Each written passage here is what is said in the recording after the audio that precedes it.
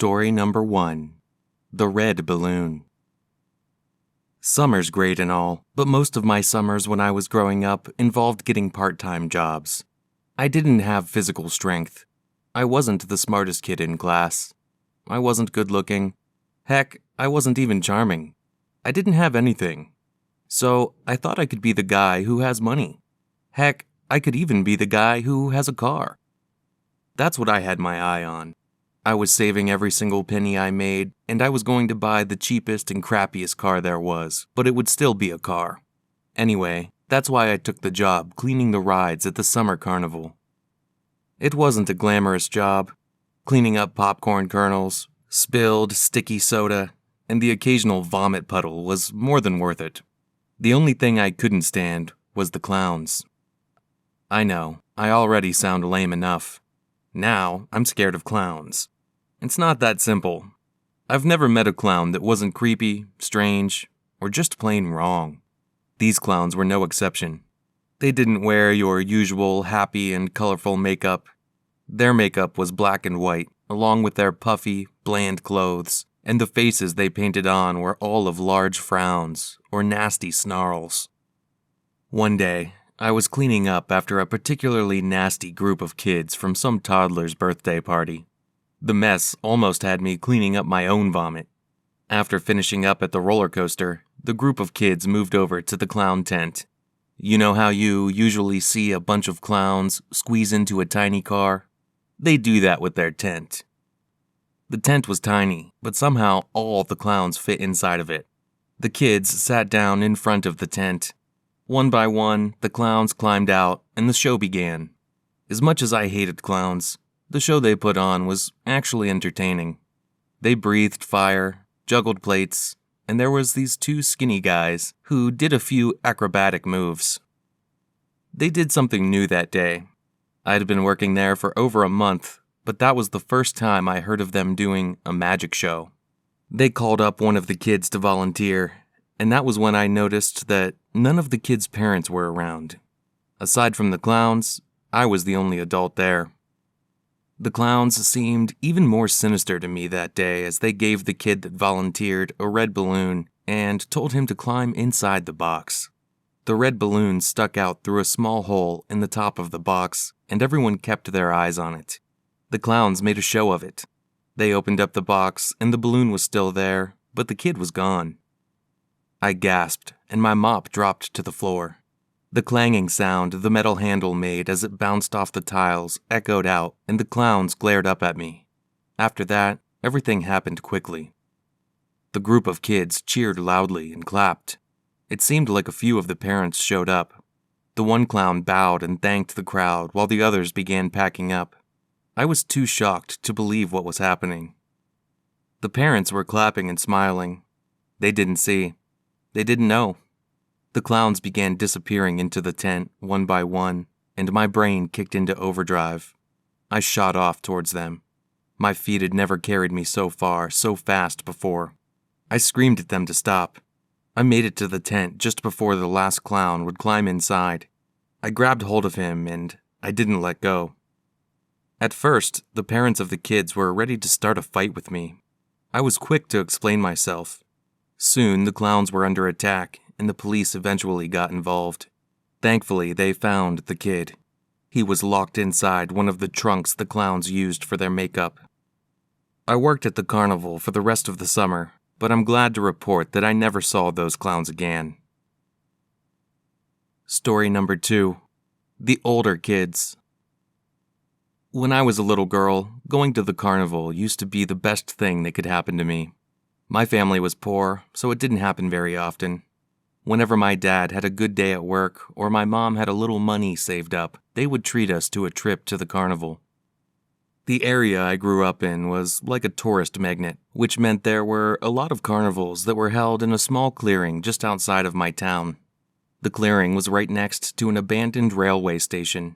It was usually off limits, but one day when my mom took me and my little brother to the carnival, I noticed that there were a couple of older kids playing by the tracks. The carnival was nothing special. There were a lot of rides, but most of them were small and boring. My little brother was having the time of his life.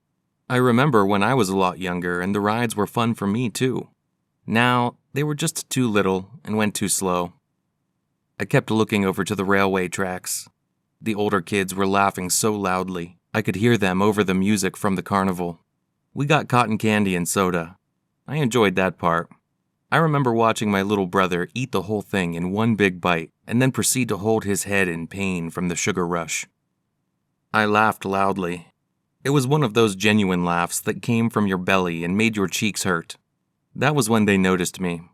The older kids from the railway tracks looked over at me, and I spotted one of them smiling. I didn't think anything of it back then, but now I shudder whenever I try to imagine what they might have been thinking in that moment. After a moment, my little brother started to cry. The pain from the sugar rush was too much. I wasn't laughing anymore. My mom had to take him to the bathrooms to clean him up and get him to stop crying. I remember insisting that I didn't need to go with. I was grown up in my mind. I didn't want to follow my mom and my little brother into the boys' bathroom, and I didn't want her to bring my little brother into the girls' bathroom either. I'm not sure why, but my mom actually agreed to let me stay there on my own. She carried my brother off. I felt so free. I was just sitting on a bench, drinking my soda and eating my cotton candy. It was such a small thing, but for 10-year-old me, it was amazing. That was when the older kids came over from the railway tracks. They were all boys. I didn't notice that until they got closer. A lot of them had long hair, so from a distance I thought that some of them were girls too. One of the boys sat down beside me on the bench. They chatted with me for a bit. I don't really remember what they told me, but somehow they convinced me that it would be fun to go to the train tracks with them. I was nervous. My first instinct was to look around for my mom, but for some reason I didn't want to seem lame in front of them. I gave them a smile and nodded. The boy put his hand on the small of my back and pushed me gently as we walked towards the railway tracks. I shiver now when I think about him touching me. The closer we got to the railway tracks, the more nervous I felt. I tried to stop, but the boy pushed his hand against my back harder. The other boys gathered around me. It was as if they were trying to hide me from anyone who might see, or they were trying to make it harder for me to run away. I don't know what came over me, but just as they were about to push me onto the tracks, I let out a scream. It was one of those high-pitched, little girl screams. I wasn't proud of it, but it got the job done. I got the attention of several people at the carnival, and all the boys jumped away from me. I saw my chance, and I ran for it. The boys walked it off, huffing at me and going back to the tracks alone. I ran straight past the bench where my mom left me and went to find her at the bathrooms. Needless to say, it was a long time before she left me alone again, and we never went back to the carnival. I still don't know exactly what those boys wanted to do to me, and I don't want to think about it. Story number 3. House of Mirrors. I like to scare myself. That's not a weird thing for a healthy young man to do. At least, that's what my father tells himself whenever he has to run into my room because I was screaming so loud at something that happened in a movie that he thought I was being murdered. I like watching horror movies. I like sitting in the dark all by myself. And I like going to the Haunted House Festival. They host the Haunted House Festival every Halloween. It starts early in the day. That's when all the little kids go. They get their trick-or-treating done and go home before the sun sets. Once it's dark, that's when the real fun starts. The kiddie rides are put away, and the really scary stuff come out. That's when they bring out the zombie hunt, the freak show, the hayride through the forbidden woods, the graveyard picnic, and the House of Mirrors right in the middle of all of it. The House of Mirrors was my favorite. Not only could I scare myself, but I got to hide in there and scare everyone else too. I wanted to do something different last year, so I decided to dress up. I used my arts and crafts and woodshop skills to make myself an old-looking, tribal mask. It didn't matter what else I wore, because the mask was going to be scary enough. I got to the festival early. All the kids had left, but it wasn't dark yet, and the fanatics hadn't arrived. I hid myself in the House of Mirrors. I had a bag filled with snacks, drinks, and something warm to wear if it got really cold. I was ready for a full night of terror. The festival got busy, and I had the time of my life. Everyone that entered the House of Mirrors left screaming. I know it sounds sadistic, but I actually like hearing them scream. It made the whole thing a lot more fun. I got better at it as the night went on. The mirrors helped a lot, making it so I was surrounding the person I jumped out at. I kept going until a little past 2 in the morning, when people stopped coming in. I hadn't realized it was so late until the quiet made me check my watch. I was sad that it was all over, but I grabbed my bag and got ready to head home. As I was leaving, I stopped and took a moment to admire my mask in the mirrors. My own reflection surrounded me. I laughed and posed. I growled at my own reflection and acted pretty scary. I spun round, admiring myself for longer than I care to admit. That was when I noticed it. One of my reflections wasn't moving with me. It was wearing my mask and my clothes, but it was completely still, even though I was spinning around. I stopped spinning and eyed the reflection closer. I stared straight at it. I forced myself not to blink, no matter how dry my eyes felt. Maybe it was a trick of the light, or I was tired and seeing things. Those were the thoughts I used to stop myself from shaking. I decided to test it. I raised my left hand. I fully expected this reflection to act like all of my other reflections and copy me. I gasped and jumped back when, once again, the reflection didn't move a muscle. It stood there like a statue and stared right at me. Slowly, I realized that it wasn't my reflection. Someone else was in there with me. I wasn't sure how he was wearing the same mask as me since I made my own mask. I was more worried about where he really was. I'd been inside the House of Mirrors long enough to know all of its tricks. The reflection made it seem like he was right in front of me, but he could be anywhere. Suddenly, the reflection broke into a sprint. I gasped and stumbled back, expecting to feel the cold glass of a mirror behind me. The reflection darted straight towards me. The other reflections around me still belonged to me and followed my movements. There was only one reflection of my attacker coming straight at me. That was when I figured it out. My attacker was behind me. I ducked down just as the man shot past me. He crashed headfirst into his own reflection, and the mirror shattered. He fell to the ground along with the pieces of glass. I turned and dashed out the way he ran in. The mirrors threw me off a bit, but I was still able to find my way out of there. I didn't look behind me to see if he was following. I didn't bother stopping to tell any of the festival workers. I ran as fast as I could, and I didn't stop until I was safely behind my bedroom door. I collapsed, breathless, on my bedroom floor. The next night, I started a fire and burned that mask. I've hated all things creepy and scary ever since. Story number 1. Under the Bed. When I was younger, my mother always told me never to leave my bedroom window open at night. It didn't matter how hot it was or how stuffy the air felt. I needed to keep my window closed and locked. Don't get me wrong, my mother had her reasons. We lived in a pretty dodgy neighborhood. There had been a lot of break-ins in the area. My bedroom was on the first floor of our 2-story house, and my mother was worried that if I left my window open, then I would forget to close it. Then someone could use it to get inside the house. I remember it was a particularly hot summer in Texas. We were in the middle of a heat wave, and it didn't look like it was going to let up anytime soon. The only thing worse than the heat was the humidity. My mother and father weren't home that night. They had been invited to some work event. That meant that they got to sit in an air-conditioned room all night while I suffered. I was tossing and turning in my bed one night. I was sweating and sticky. I had already kicked my sheets to the floor and turned my fan on full. I had gotten up several times in the night to fetch an ice pack. That provided a little bit of relief, but the ice melted too quickly for it to last. I think I was 14 years old at the time, so I wasn't too young to know about the dangers of leaving my window open. It was the middle of the night. I had a big test the next day, and I didn't expect to get any sleep at all. I got up at some point in the night and threw my window open. A cool breeze instantly blew into my room. I stuck my head out the window and enjoyed it for a while. I went to the bathroom and got a drink of water. By the time I got back, the cool air was circulating through my room. I went back to bed. I had planned on only lying down for a moment and enjoying the cool air. Then I would close and lock the window. That wasn't what happened.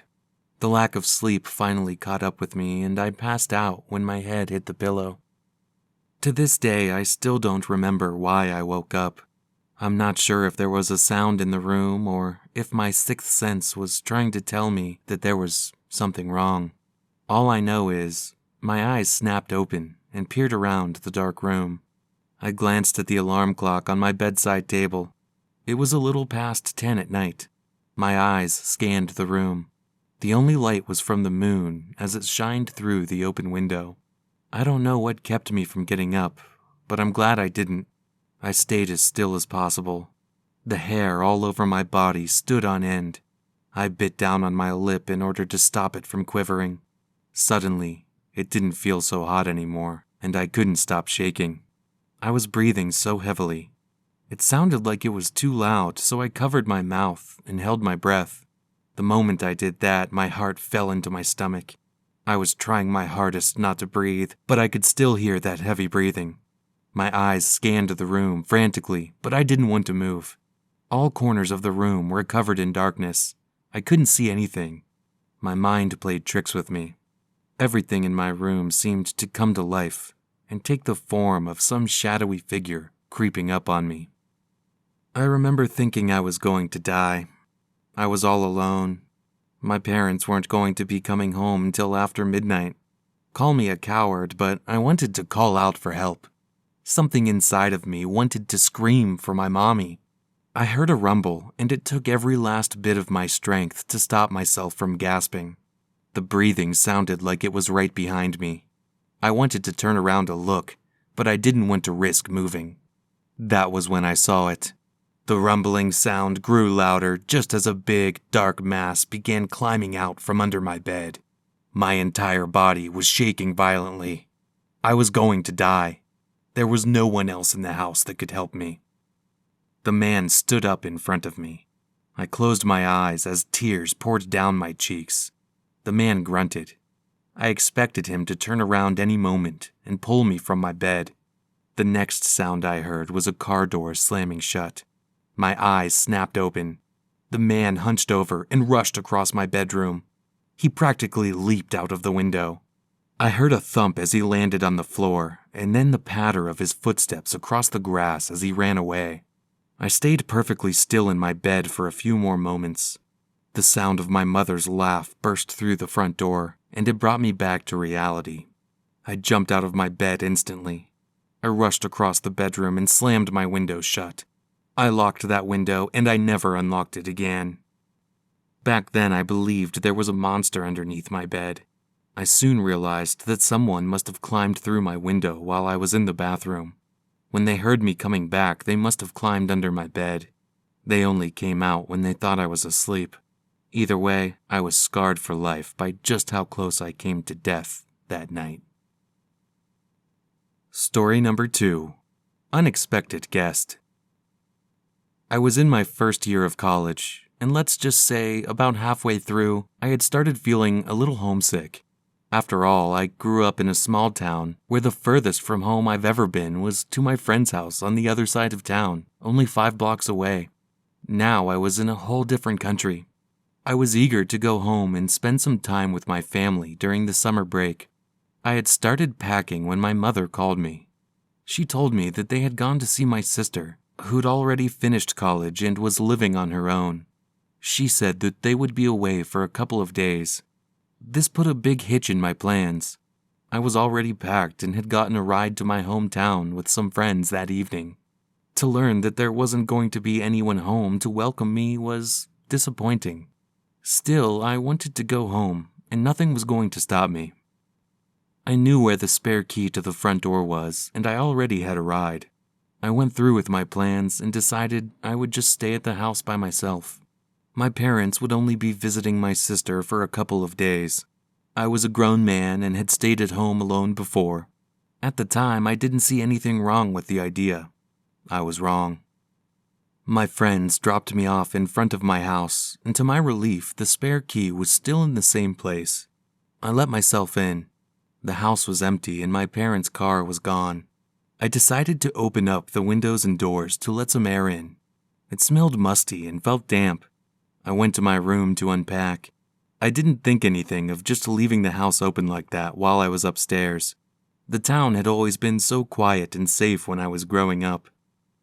I went back downstairs after about an hour. I stood at the bottom of the stairs, breathing in the fresh air. I froze. The hair on the back of my neck stood on end, and a chill ran down my spine. You know how you get that feeling when someone is watching you? That sixth sense that covers your skin in bumps and makes you shiver. In that moment, I was feeling it all over. Someone was watching me. Slowly, I turned my head and glanced out of the corner of my eye. I spotted her. The front door was wide open right behind me, and there she was. She stood in the doorway, staring at me. The sunlight hit her back, forming a halo around her. Her body was bent over, and her head was tilted at a strange angle. Her matted black hair hung over her shoulder and obscured half of her face, but the half I could see was wild and dirty. Her eye wide and her mouth stretched open in a toothy grin. She twitched slightly as she stood there. I didn't know what to do. I couldn't just stand still. I was sure that she could see me because she was looking straight at me. I thought to myself about my chances if I approached her. She looked frail, but also rabid. I puffed my chest out, hardened my face, and ran out into the hallway. I yelled at the girl, and she ran towards me. She let out a cackle and flailed her arms about, as if she had no control over them. I gasped. I wasn't sure what to do. I lifted my arms up just as she slammed her body into me. She came at me teeth first. She smacked her teeth together hard, biting at the air near my face. She was a lot stronger than she looked. I could barely hold her back. She screamed into my ears so loudly, I thought my ears were going to bleed. Some of my neighbors must have heard the noise, because a few of them came running towards the house. It took 3 of them to pull her off of me and restrain her. They held her on the ground as she continued to scream and throw her limbs around. Eventually, she collapsed. In only a few minutes, she was out cold and barely breathing. The police arrived and handled the whole thing. It wasn't until a month later that I found out she was a patient that had escaped from a mental hospital a few towns over. She'd broken into the medicine storage before escaping and was running on so many different drugs. When she finally collapsed, it was because her body had burned through all the drugs. Before that, she was strong enough to rip out my throat with her teeth if I had given her the chance. I never wanted to be home alone again after that. Story number 3. I'm watching you. I lived out in the countryside, so I was used to being alone. We had a big house.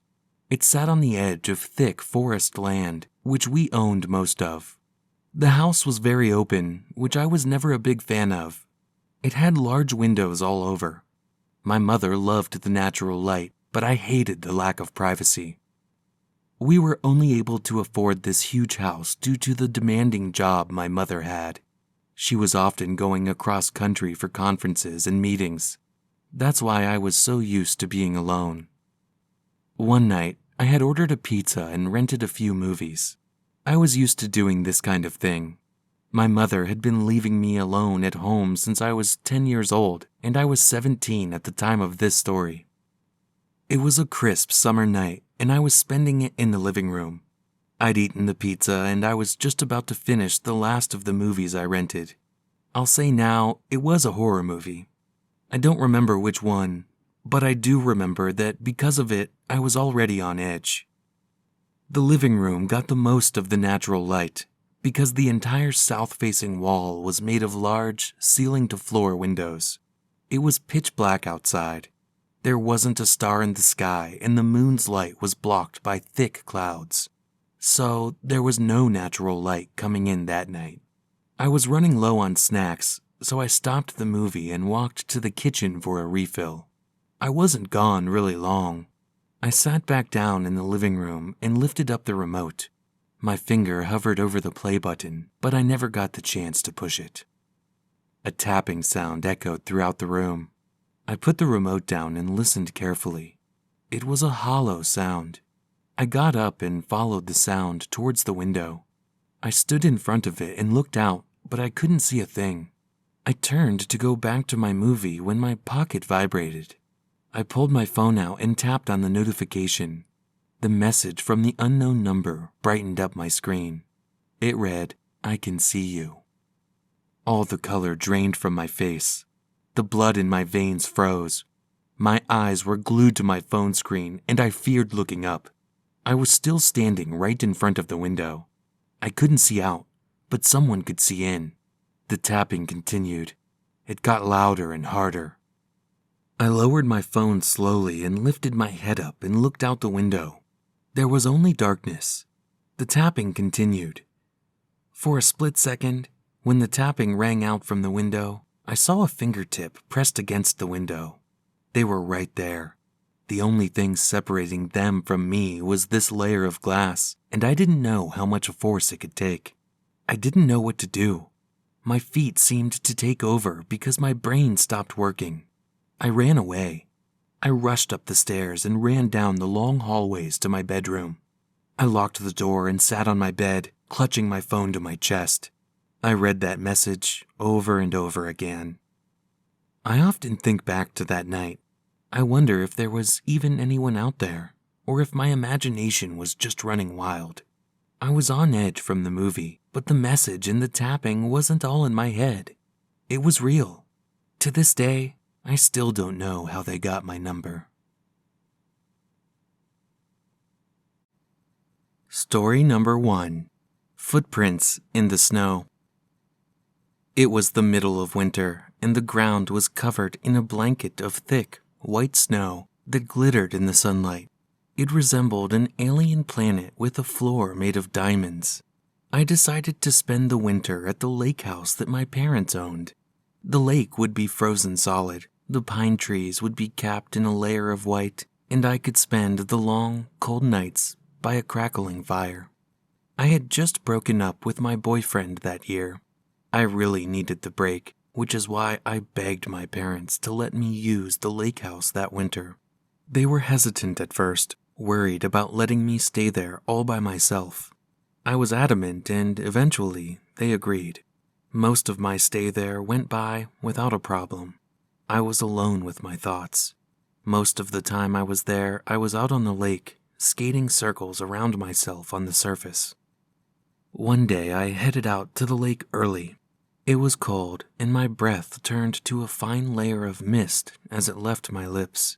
I bundled up tightly, grabbed my skates, and made sure to lock the cabin on my way out. There's something about being by yourself, out in the middle of nowhere. You're completely alone. It's as if everyone else in the world is gone and you're the last one left.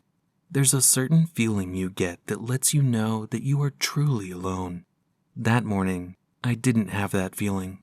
I paused at the top of the steps leading down from the cabin's front door. There was a chill in the air. For a second, I felt like I was being watched. I turned my eyes to the edge of the tree line. A wall of trees surrounded me, with only one old dirt road leading through the forest. I don't know what I was expecting to see, but I kept an eye out for anything. Obviously, I didn't see anything, so I picked up my skates and continued on my way to the lake. I skated for most of the day. I took a break around lunchtime and ate the sandwich I had packed for myself. The later it got, the colder it got, so I headed back to the cabin just past midday while the sun was still in the sky. On my way back, I got that feeling again, like I was being watched. I glanced over my shoulder, scanning the tree line again, but I didn't see anything. I rolled my eyes at myself. I was beginning to think that my parents' silly stories were getting to me. I shook the thought out of my mind and ignored the feeling. When I began climbing up the stairs to the front door, I looked down and spotted them, footprints in the snow. That by itself doesn't seem weird at all. What made them weird was the fact that it was just one set of footprints leading from the path to underneath the window into the cabin's bedroom. There were no footprints leading back to the path, as if someone had just walked up to that spot and then vanished completely. The other weird thing about these footprints was that they were far too big to be mine. Panic set in. I felt a shiver run down my spine, and it wasn't from the cold. I looked all around me, scanning the tree line once again. This time I was looking for someone that I knew for certain was there. I rushed back inside the cabin, deadbolting the door behind me. The air in the cabin felt thick, and I struggled to breathe. I locked myself in the bathroom and sat for a while, trying to catch my breath. Someone must have been standing right outside, looking up at the bedroom window. I tried to figure out where they could have gone. Why were there no footprints leading away from the house? I gasped as the thought popped into my head. There weren't any footprints leading away from the house because they didn't leave. They were still there. At that moment, I heard a creak echo through the house. Heavy, slow footsteps sounded out in the bedroom, and he was heading towards me. I put my hands over my mouth and squeezed tight. I held my breath. I tried my hardest to keep as quiet as I could. Still, I was worried the intruder would hear my heart because it was beating so hard. The footsteps walked in front of the bathroom door as a shadow poured in through the gap beneath the door. He stopped. The wooden floor squeaked as the intruder turned to face the door. There was silence for a moment, and then the doorknob turned. I closed my eyes. For such a long time, there was no sound. At some point, the shadow beneath the door had disappeared. I didn't hear him leave. I stayed where I was well into the night, cuddling myself in the far corner of the bathtub, shivering as the snow began to fall outside once again. I'm not sure how long I was lying there, but in the morning I heard a car door slam shut. It jolted me awake. The next thing I heard was my mother's voice, calling out for me. Tears formed a waterfall down my cheeks as I rushed out of the cabin to meet them. They had tried to contact me for a while, but I didn't answer since I didn't have my phone with me in the bathroom. So thankfully, they drove down to the cabin to see if I was okay. I still don't know what happened to the man at the bathroom door. He had broken in through the bedroom window and was waiting there for me to come back. If I hadn't seen those footprints in the snow, he would have caught me completely off guard. I don't know what he would have done to me. Story number 2. Whistling. I was 13 years old, and by that point, I was used to being left home alone. My father died when I was young, and my mother worked 2 jobs. She spent all day working as a waitress in a diner down the road, and at night she worked as an assistant in a hospital on the other side of town. I usually only got to see her when I got home from school at the end of the day while she was getting ready for her next job. She really trusted me to look after myself. When I was really young, she would get a babysitter. We couldn't really afford it though, so when I was old enough, I told her that I would be okay by myself. Anyway, most nights when I was home alone, it would be uneventful. I would heat up a TV dinner for myself and watch a few shows or a movie while I ate. I'd get ready for bed early during the weekdays, but on the weekends I'd usually try to stay up so I could see my mother when she got home. One weekend, it was well past midnight and I was still up. My mother had already called the house and told me she was going to be later than usual. I didn't mind staying up later. I was in the kitchen making popcorn for my next movie when I first heard it. I heard a whistling sound. It was soft and seemed as if it was echoing down the street from far away. I turned the microwave off and listened closely. The popping sound from my popcorn stopped. The whistling seemed to be moving, as if someone was walking down the road. I shrugged and went back to my popcorn. I didn't think anything of it at first. People go for late-night walks all the time. I figured the whistling would go away once the man walked past my house. I was wrong. I sat down with my popcorn and turned the movie on. It was hard to pay attention. A few minutes had gone by, but the whistling was still there. In fact, it had gotten louder. I decided to get up and have a look. There were these small windows on the side of the front door. I hid my body behind the door and peeked through one of the windows. At first, it just seemed foggy outside. The only light was the soft, warm glow from the few streetlights that I could see. I paused when I noticed a silhouette under one of them. The silhouette was that of a tall, slender man with a wide-brimmed hat and long waistcoat. It didn't take me long to realize that he was the one whistling. He was just standing there, beneath the streetlight, whistling. I stepped out from behind the door so I could get a better look. I leaned closer to the window, but I leaned in too far. My forehead smacked against the glass, and a thud echoed out. The whistling stopped, and the man's head snapped toward me. He marched towards my house. His silhouette disappeared as he stepped out of the halo of light into the darkness. I backed away from the door. I could almost hear his footsteps stomping down the cobblestone path outside my house. He walked straight up to my front door, and he knocked. That knock thundered through the house. I thought the ground was shaking, but it was just my knees knocking together. I was frozen in place. I couldn't move. The sound of my chattering teeth filled the silence that followed the knock. The whistling started up again. This time, it was so loud, I thought it was coming from inside the house. I gasped, and my hands shot up to cover my ears. I still couldn't move, frozen to the spot. That whistling didn't stop. It kept going well into the night. I'm not sure when it stopped. All I know is that when my mother got home, she found me asleep on the floor in the hallway in front of the door. She was worried and thought I was sick. I stayed in bed the next day while she checked my temperature and made me soup. I didn't tell her about the whistling man. She worried about a lot of things. She couldn't afford to worry about leaving me at home by myself. I still flinch whenever I hear someone whistling. Story number 3. In the Walls. Throughout my childhood, I had noticed things going missing in the house. It wasn't anything that was cause for concern. The last biscuit in the packet would go missing, or the leftovers in the kitchen would be eaten.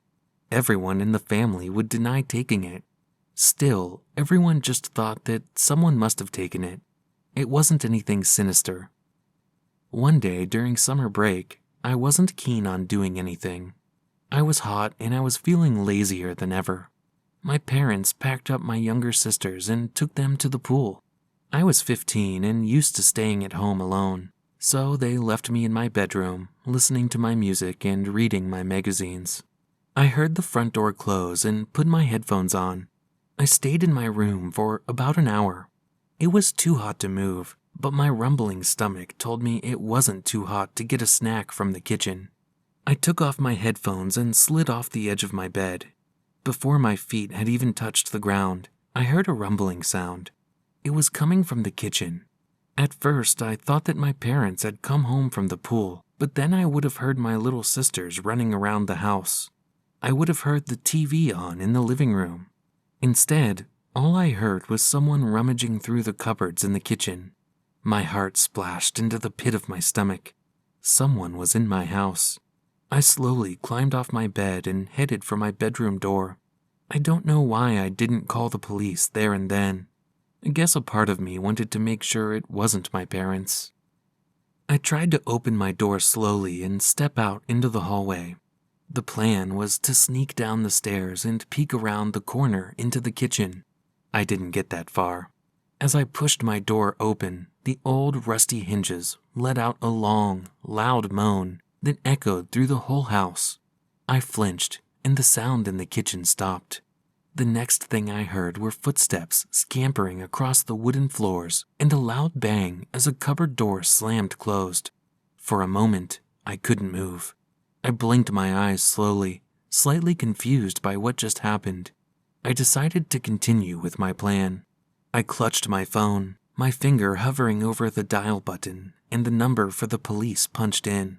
Each step I took down the stairs seemed like it could be my last. I reached the bottom stair. I took a deep breath and peeked around the corner. The kitchen was empty, but all the cupboard doors and the fridge had been left open. I shook my head as I stepped into the kitchen. My first thought was raccoons, but the more I thought about it, it didn't make any sense.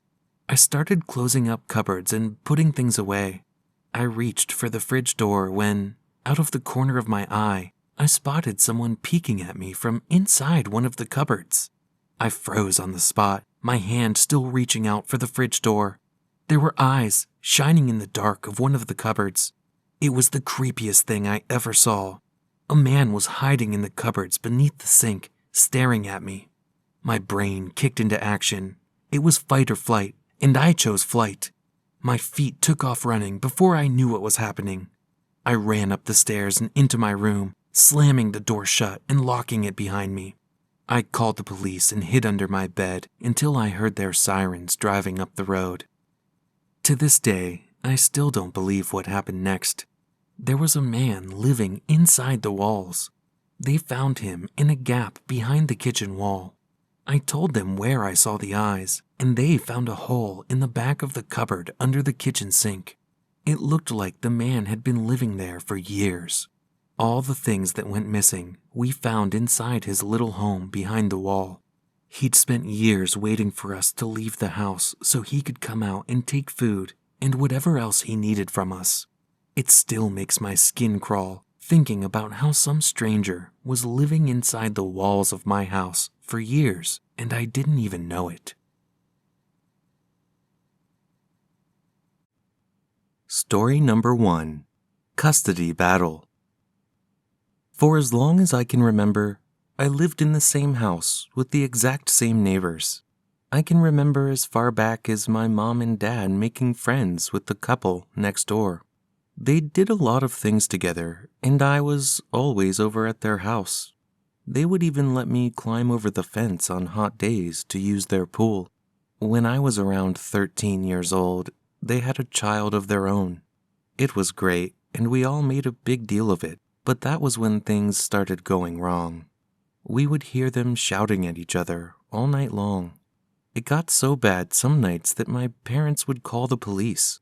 Eventually, with the help of my mom, who was a lawyer at the time, my next-door neighbor divorced her husband. It wasn't till years later that I got the full story. He was abusive, even before the baby came. She would often hide bruises and marks on her body whenever we were over at their house. It got worse when she got pregnant. He got more stressed at work and took it all out on her. Not only did she divorce him, but because of his abusive nature, she also won full custody of their son. Being a single parent is hard, and my parents felt sorry for her. They tried to help out as often as they could, and when I was old enough, I started helping out as well. When I was around 17 years old, she found a solid job. The only problem was her hours would often extend well into the night. I ended up looking after her son while she was at work. I didn't mind. We got along well and even played the same video games. One night, I arrived late, so I didn't get the chance to talk to my neighbor before she left for work. That was okay, though. I had a key, and I was used to looking after her son by that point. We were halfway through a match of some fighting game when I heard a knock at the front door. I went to answer, but before I could, I heard someone calling out on the other side. The blood in my veins froze. I recognized that voice. I heard that voice every day for as long as I could remember. It was her abusive ex-husband. I asked him what he was doing there, and he tried to convince me that he had set up a meeting with his ex-wife. He told me that she allowed him to come and see his son while she was at work. I wasn't sure what to do. She didn't tell me anything, but I hadn't gotten the chance to see her before she left. I decided to tell him that I was going to call her to check, and that was when he got aggressive. He started shouting at me, saying that I was accusing him of lying. He pounded on the door and threatened to break my neck if I didn't open it for him. I pulled out my phone and told him I was going to call the police. Then everything went quiet. His kid hid behind me. I crept up to the door and reached up to look through the peephole. As I pressed my eye against the door, I saw him leaning down to pick up a tiny stone frog that usually sat by the stairs leading to the front door. My heart stopped beating. That was where my neighbor hid the spare key. At that point, it was too late to call the police. I grabbed my neighbor's son and ran towards the front door. I had never ran so fast in my life. I practically threw him over the fence into my backyard before hopping over it myself. All those years climbing over that fence to use the pool paid off because I was up and over that fence in seconds. My feet hit the ground just as I heard the front door swing open. I ran to my parents' back door and pounded on it, screaming my head off. The whole time I was clutching my neighbor's son in my arms. My parents finally let me in and we called the police. By the time they got there, he was already gone. I'm just guessing here, but for him to know when his ex-wife was going to be at work and where she hid the spare key, he must have been watching her. I try not to think about it too much. I'm happy to say that she managed to get into witness protection, and soon after that, she and her son moved away. They still haven't found her husband, and she's still out there somewhere, hiding from him. Story number 2. Over the Wall. I'm the oldest out of 3 children. We're all girls, and we're all about 3 years apart.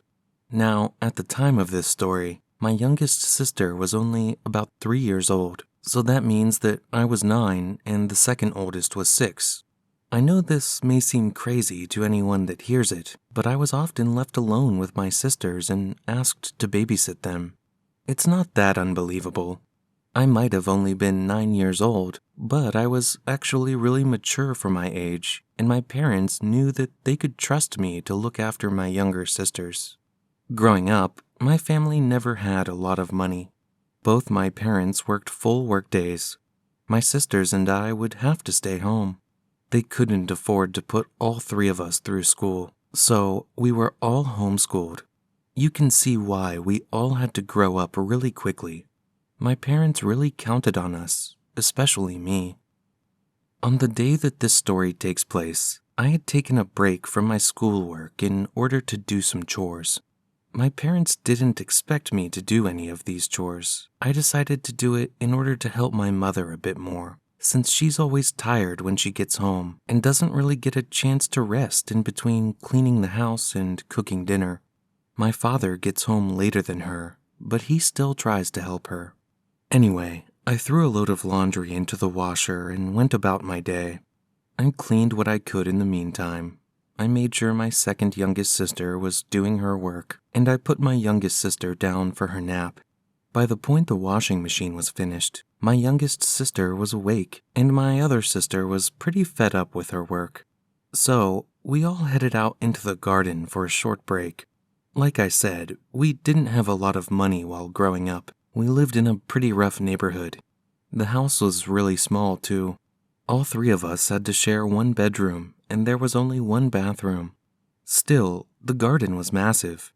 It wrapped around the whole house, and there was plenty of room for us to play and run around. The brick walls around the garden were really high, but there were no spikes or barbed wire on top of them. I know I said we lived in a bad neighborhood, but my parents always thought that the wall was far too high for anyone to scale. After all, they had problems climbing it themselves. I turned my head around while reaching up for the washing line with a soak and clothespin in my hands and watched my sisters play. I missed the line and dropped the soak to the ground. I muttered something under my breath as I turned around and bent down to pick it up. My eyes were on the ground when I heard a grunting sound, followed by a low scratching. I looked up just as a loud thud sounded out in front of me. My eyes landed on a pair of large, black boots standing in the grass right by the foot of the wall. I slowly stood up, my eyes following the legs attached to the boots. My eyes fell on his face. He was like a giant to me. He was twice as large as my father. His shoulders were wide, his arms were like barrels, and his head was bold and shiny. He was looking up, so he didn't notice me at first. I heard my sisters giggling behind me, and his head snapped towards them. Now, remember, I was 9 years old, so my reaction time was slow. I didn't know what to do. I didn't even know what was happening. A large man that looked more like a bear to me just hopped over the wall into our garden. He stared at my sisters, and that was when I finally shot into action. I ran towards them, screaming out their names. The second oldest saw that man, and then she saw the terror in my eyes. She screamed and ran towards the house. My youngest sister, who was only 3 and had just learned how to walk, was left sitting on the grass and crying her eyes out. I was heading towards the house, but I quickly changed direction and darted towards her instead. I scooped her up in my hands, almost tripping and face-planting into the grass. I could barely hear anything over the pounding of my heart, but it was hard to miss the thudding of that large man's boots on the ground as he ran towards us. I didn't dare look back. The only thing that made me run as fast as I did was not knowing if that man was right behind me or not. My sister stood at the back door. She was screaming and urging me to run faster. I shot through the doorway, handing her my youngest sister and spinning back around to the door. I slammed the door shut and managed to lock it just as the pressure of the man slamming his shoulder into it made it buckle and bend. My one sister was screaming and the other sister was crying. My heart was pounding and my blood was rushing past my ears. Over all of this noise, I could still hear the man pounding against the door. He slammed his body into it over and over again. The door creaked and moaned. I thought it would fly off the hinges at any moment. I don't know why I didn't call the police. My parents had taught me how to. The thought just didn't cross my mind at that point. Instead, I ran all around the house checking that all the windows and doors were locked. I then took my sisters into our room and we hid underneath the bed. I tried as hard as I could to keep them quiet. The rest of the day is a bit of a blur for me. I think we all ended up falling asleep underneath the bed. The next thing I can remember is my mom coming home and calling out for us. My parents did start spending some extra money on an actual babysitter after that. Story number 3. Runaway Stroller. I started babysitting in order to earn some extra cash during the summer break when I was around 16 years old. I lived in a pretty tight-knit neighborhood where I knew most of the children and their parents, so it wasn't hard to find jobs. I had babysat all the kids in my street at least once by the end of the summer. The one job I remember the most is when the neighbor that lived directly across from me asked if I could look after her baby. The baby was just over a year old. I was comfortable enough around children, but I'd never been left alone with a baby before. In fact, the only reason I took the job was because she was really good friends with my mom, and she said it would only be for about an hour. On the day I was supposed to be taking care of the baby, my mom had given me a shopping list. The plan was to watch the baby for the hour and then go to the shop for my mom after. That didn't happen. I was sitting next to the sleeping baby, staring at the clock on the wall for well over 2 hours. It was getting late, and my mom would be home soon with no food to cook for supper. I decided to go to the store anyway and take the baby with me. The store was down the road, and I would only be a few minutes. I wrote a note on the fridge, got the baby set up in its stroller, and headed to the store. Honestly, it was a nice day outside, and I think the baby actually enjoyed the fresh air. She giggled the whole way to the store. When we got there, I tried to go through the list as fast as I could. The list was short, but the ingredients were strange. I remember wondering why my mom wanted me to buy pickled cabbage. When I couldn't find it anywhere, I instead started scanning the aisles for a store assistant. I don't think I was being followed at this point. If I wasn't paying enough attention to notice. When I found a store attendant, I put the baby stroller to the side of the aisle and walked up to them. I was holding the list out and pointing to the item I couldn't find when I heard the baby cry out. My head snapped around just in time to see someone disappear into the next aisle with the baby stroller. I didn't react straight away. I'm not sure why. I just didn't expect someone to suddenly run off with the baby stroller. I heard the baby's cry echo out from the other aisle, and that shot me into action. I turned and ran the opposite way, towards the shop's exit. My plan was to cut the man off as he tried to run out of the store. I got to the end of the aisle the same time as the man with the baby stroller emerged from his aisle. I slid on the tiles as I tried to change directions. The man spotted me coming his way and also changed directions. It was like something out of a cartoon. I chased him up and down the aisles. I kept calling out for help, and eventually some of the shop assistants and a few of the other shoppers started paying attention. The man who grabbed the baby stroller decided that it wasn't worth the effort anymore. He launched the stroller into a stack of cans and made his way towards the exit. A few of the security guards chased after him, but I think he got away. The baby was crying, but other than that, she was okay. I called my mom while I was still at the store, too afraid to walk back home. She picked me up. The store apologized 100 times, but my mom wasn't having any of it. We got away with free shopping for both of us and the mother of the baby, so we just grabbed a few things before we left. Thankfully, the mother didn't blame me, and she even let me babysit again. Trust me when I say, from that point on, I was a lot more careful with the children I was taking care of. Thank you for watching. If you enjoyed this video, smash the like button and subscribe right away. Don't forget to hit the bell icon to get notifications of more terrifying videos.